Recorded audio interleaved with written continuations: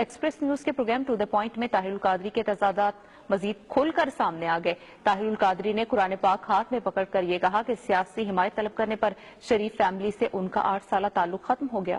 یہی وجہ بنی میرے تعلقات کے ختم ہونے کی۔ میں نے اگلے خطبہ جمعہ میں جب خطاب جمعہ کیا، جس میں محترم میاں شریف صاحب مرحوم بھی تشریف فرما تھے، نواز شریف صاحب بیٹھے ہوئے ہیں، شہباز شریف صاحب بیٹھے ہیں، پورا خاندان بیٹھا ہے، ویڈیو میں نظر آتے ہیں۔ میں نے ان کی موجودگی میں منبر رسول پہ یہ ساری باتیں کہہ دی، یہ چانگا مانگا کا بھی کہہ دیا کہ انکار کر دیا، اور کہا کہ آج میں جا رہا ہوں، میری زندگی کا آخری خطبہ جمعہ، ہمارا تعلق کٹ گیا۔ ہمارا تعلق اس شرط پر تھا کہ مجھ سے یہ سیاسی مدد نہیں مانگیں گے اور میں ان سے کوئی مالی مدد نہیں لوں گا۔ میں قرآن مجید پہ آپ کے پروگرام میں ہاتھ رکھ کر 20 کروڑ عوام کی خاطر کہہ رہا ہوں۔ قرآن پاک پر حلف لیتے ہوئے طاہر القادری نے جو کہا اس کی واضح تردید انہوں نے ممبر پر بیٹھ کر کی۔ محترم میاں صاحب تشریف فرما ہیں اور میں ان کو اپنی زبان سے اور ان کی اہلیہ محترمہ آپی جی کو اپنی زبان سے یہ کہتا رہا ہوں اس پورے عرصے میں کہ میں آپ دونوں کا احترام اسی طرح کرتا ہوں جس طرح بیٹا اپنے ماں باپ کا کرتا ہے۔ نہ انہوں نے مجھ سے کوئی سیاسی مفاد کی طلب رکھی اور نہ اپنی زبان سے آج کے دن تک ایسا کوئی مطالبہ مجھ سے کیا۔ میں آپ کو سچ بتانا چاہتا ہوں تاکہ کسی کو کوئی غلط فہمی نہ ان کی نسبت رہے نہ میری نسبت رہے۔ بنیادی اعتراض ہے اس پر کہ آپ نے یہ کہا تھا کہ آپ نے کبھی انہوں نے آپ سے کوئی سیاسی فائدہ لینے کی کوشش نہیں کی، بعد میں آپ نے کہا کہ انہوں نے یہ کہا تھا اور آپ نے آخری خطبے میں کہا، یہ آخری خطبہ ہے جو کہ شیئر کیا گیا ان کی طرف سے۔ میں اب اس تفصیلات میں نہیں جانا چاہتا۔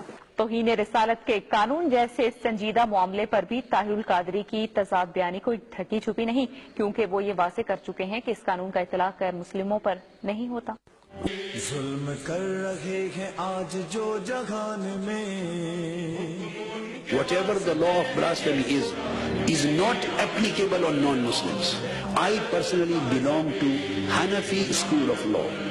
That according to Hanafi school of law, whatever the law of blasphemy is not applicable on non-Muslims. قانون دان ہونے کا دعویٰ کرنے والے طاہر القادری نے توہین رسالت کے قانون پر اپنا موقف بدلتے ہوئے نہ صرف یہ کہا کہ اس کا اطلاق تمام مذاہب پر ہوتا ہے بلکہ اس کی سزا قتل تجویز کی، حالانکہ قتل سزا کی بجائے جرم کہلاتا ہے۔ جو بھی گستاخی رسول کا مرتکب ہو، مسلمان ہو یا غیر مسلم، مرد ہو یا عورت، مسلمان ہو، یہودی ہو، عیسائی ہو، ہندو ہو، کوئی ہو، یا مرد ہو یا عورت ہو، جو گستاخی رسول کا مرتکب ہو اس کی سزا قتل ہے۔ توہین رسالت کے قانون پر ایک اور کلا بازی کھاتے ہوئے طاہر القادری نے واضح کیا کہ ان کا ضیاء الحق سے کبھی کوئی تعلق نہیں رہا، لہٰذا وہ اس قانون سے مکمل طور پر لا تعلق ہیں۔ I was never a consultant or advisor to General Zia-ul Haq, the president who made the law of blasphemy in 80s. I had never been a member of his cabinet. I was never a member of the parliament in his days, and I never joined his dictatorial rule. And the way he was formulating the Sharia law, I was totally against it. And this law needs a lot of reforms and amendments, and I do not support this law as it is being practiced in Pakistan. اپنے ہی خطبات کی مزید تردید کرتے ہوئے طاہر القادری کا کہنا تھا کہ در حقیقت توہین رسالت کا قانون صرف اور صرف ان کی ذاتی کوششوں کے نتیجے میں لاگو ہوا۔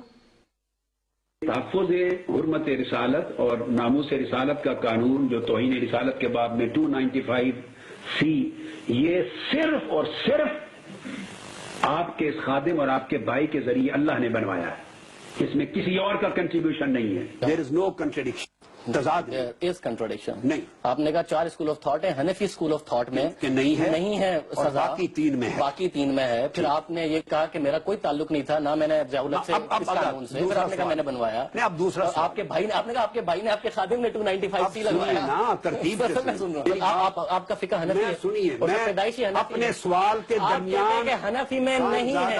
میں اپنے سوال کے درمیان 5 منٹ سے آپ کا جواب آؤٹ آف کوسچن۔ یہ لا آف بلاسفیمی کہانی جو ایز اٹ از آج ہے جواب آ گیا۔ میں اس سے پروسیجرلی متفق نہیں ہوں۔ جواب آ گیا۔ میں نے یہ کہا کہ اس کے بنانے میں میں شریک نہیں، یہ ضیاء الحق نے بنایا۔ ڈاکٹر صاحب وہ آپ نے انگریزی میں کہا، اردو میں نہیں کہا، جو انگریزی میں بیرون ملک ڈنمارک میں ایڈریس کر، اردو میں ایڈریس کرتا ہوں نہیں تو اردو جو آخر میں اردو میں دکھا رہے ہیں اس میں آپ نے کچھ اور کہا، اس میں آپ کا بھائی آپ کا اچھا میں سنوں گا، اور اگر یہ غلط ہوا تو میں پبلک کو بتاؤں۔